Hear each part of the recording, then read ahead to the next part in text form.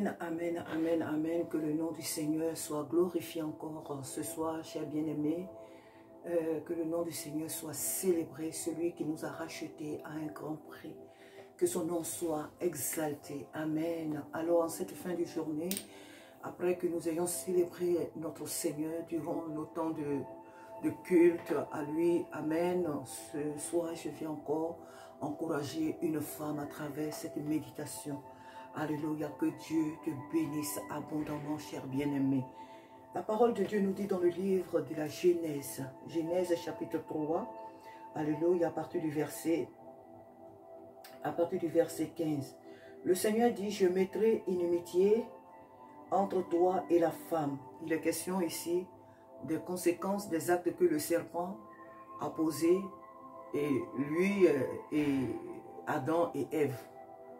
Donc ici, le Seigneur parle au serpent. Il dit, je mettrai inimitié entre toi et la femme, entre ta postérité et sa postérité. Celle-ci t'écrasera la tête, tu lui blesseras le talon. Et tu lui blesseras le talon. Il dit, celle-ci t'écrasera la tête, et toi, tu lui blesseras le talon. Dans ce passage, le Seigneur vient accorder une place importante à la femme sur l'œuvre du malin, sur l'ennemi lui-même et son œuvre. Le Seigneur dit au serpent que la femme va lui écraser la tête, et lui, qu'est-ce qu'il va faire en retour? Il va blesser le talon de la femme. Chère sœur, je viens à travers ce verset, à travers ce petit message, petit de par sa taille, mais très profond de par son contenu. Alléluia. Je viens tout simplement t'encourager à sortir de la distraction. Jésus a donné le pouvoir, Dieu a donné le pouvoir à la femme sur le malin. Or c'est vrai, dans d'autres interprétations, nous parlerons de l'église qui se conjugue au féminin, c'est vrai. C'est l'église tout entière. C'est à l'église que Christ, Dieu a donné le pouvoir, que le Seigneur a donné le pouvoir d'écraser Satan, d'écraser les œuvres du malin, de détruire les œuvres du malin. Alléluia. Mais quant à ce qui concerne dans le jardin d'Éden, Dieu parle très bien de la femme. Il dit à la femme que elle va écraser la tête du serpent. Et celui-ci va lui blesser le talon. Ma chère sœur, ma chère bien-aimée, nous vivons une époque très difficile. Nous vivons des temps très critiques. Nous vivons des temps très sombres. Il est important qu'en tant que femmes, sœurs, que nous sortions de la distraction. À travers nos assemblées, à travers nos églises, comme on l'appelle, il est important que nous sortions toutes de la distraction.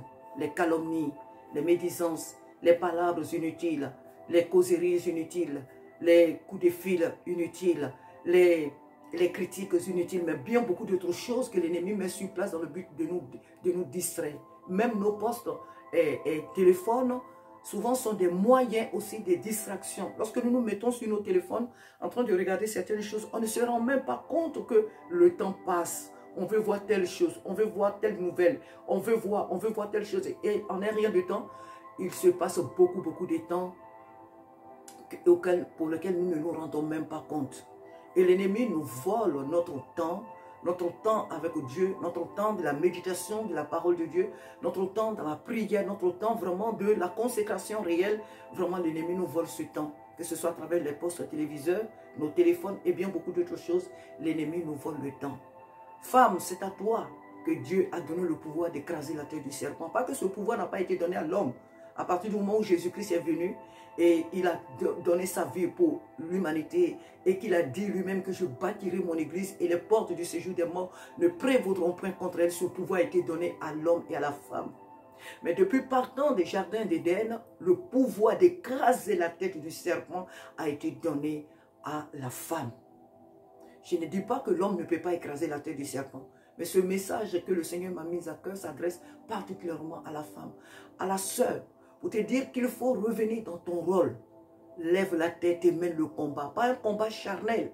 L'ennemi utilise beaucoup la femme pour arriver à ses fins, que ce soit du côté, comme on appelle, non chrétien, nous voyons ce que l'ennemi fait avec les femmes. Nous voyons comment le diable utilise beaucoup les femmes pour arriver à ses fins à travers le monde. Il faut que dans l'église, le Seigneur qui nous a donné le mandat d'écraser la tête du serpent, il faut que les femmes rentrent dans leur rôle. Chers sœurs, désormais prenons nos téléphones pour prier. Prenons nos téléphones pour intercéder. Prenons notre temps pour prier. Prenons notre temps pour soutenir les faibles. Prenons notre temps pour méditer la parole de Dieu. Prenons notre temps pour méditer la parole de Dieu. Alléluia. Sortons de la distraction. Sortons des amusements inutiles, des fêtes inutiles. On se rend souvent à des fêtes, à la veille des cultes. Nous partons souvent à des cérémonies. Le moment de venir à l'église, on est fatigué et on ne vient pas. Certaines vont à des manifestations, soit disant que oui, c'est une fête de temps en temps, c'est une réjouissance de temps en temps, et elles y vont.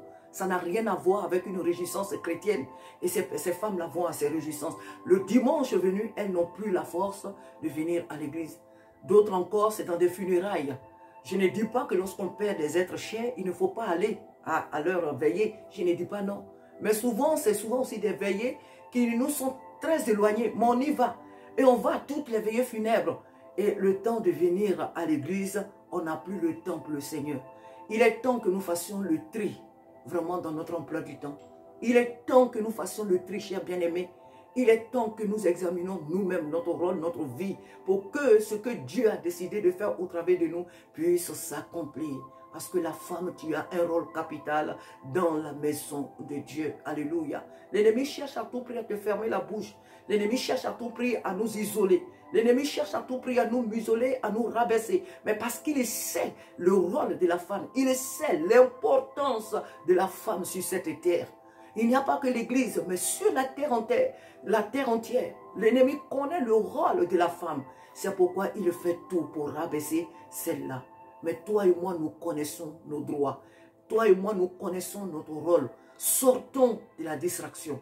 Sortons des amusements inutiles. Ne livrons pas notre temps à des réjouissances inutiles. Ne livrons pas notre temps à des choses futiles qui nous volent notre intimité avec Dieu, qui nous volent notre temps, notre temps avec Dieu. Sortons de toutes ces choses. Il est temps que nous nous mettons ensemble. Dans les églises où nous nous trouvons, dans les assemblées où vous vous trouvez, mettez-vous ensemble pour des temps de prière.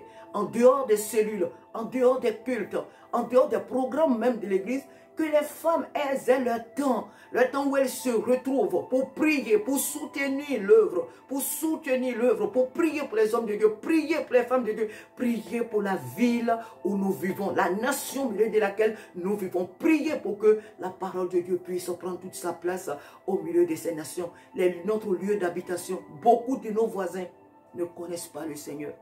Hier, j'en parlais avec mon fils et j'avais vraiment le cœur très lourd.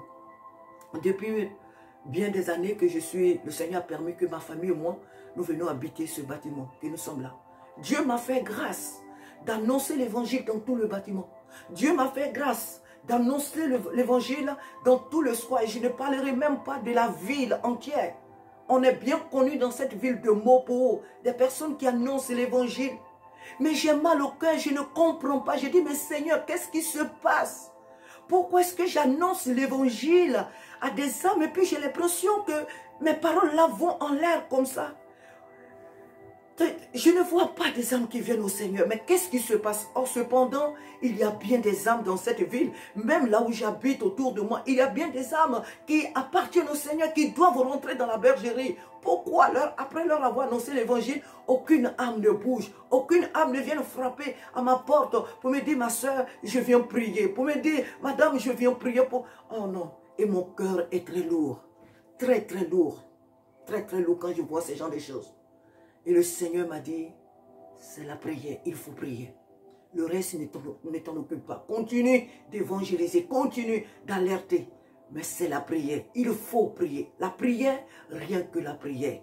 Et ça, ce témoignage, je l'avais déjà reçu bien des années avant. Dans un songe, j'étais parti en Corée du Sud.